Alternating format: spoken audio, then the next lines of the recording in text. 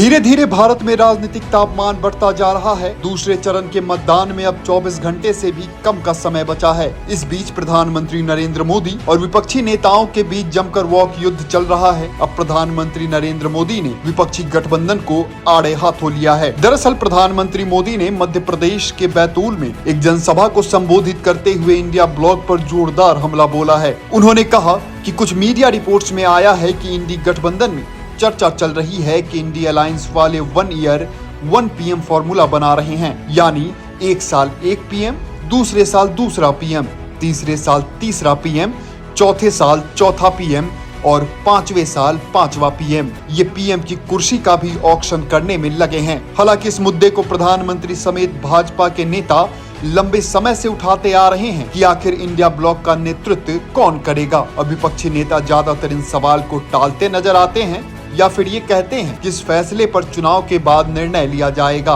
वहीं India block के विभिन्न दलों के नेताओं के द्वारा समय समय पर अपने मुखिया का नाम प्रधानमंत्री पद के लिए आगे बढ़ाकर संदेश जरूर दिया जाता है, लेकिन किसी भी पार्टी के बड़े नेता आधिकारिक तौर पर इस सवाल से बचते नजर आते हैं। अब प्रधानमंत्री मोदी के इस बयान के बाद इस मुद्दे पर चर्चा और तेज हो गई है।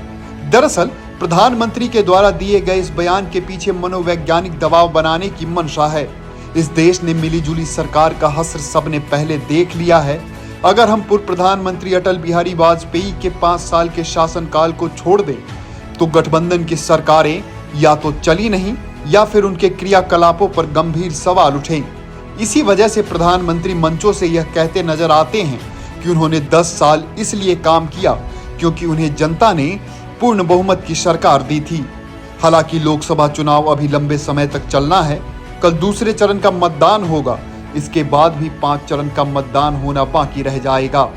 ऐसे में प्रधानमंत्री मोदी अपने तर्कश से और भी तीर निकालने की तैयारी में होंगे। वहीं विपक्ष भी लगातार एकजुट होकर चुनाव लड़ने का प्रयास कर रही है। हालांकि कई राज्यों में जरूर इंडिया ब्लॉक के अंदर ही घमासान मचा हुआ है। पश्चिम बंगाल, केरल और पंजाब में इंडिया ब्लॉक के नेता आपस में ही जोर आजमाइश कर रहे हैं और भाजपा इसी का फायदा उठाने में लगी है।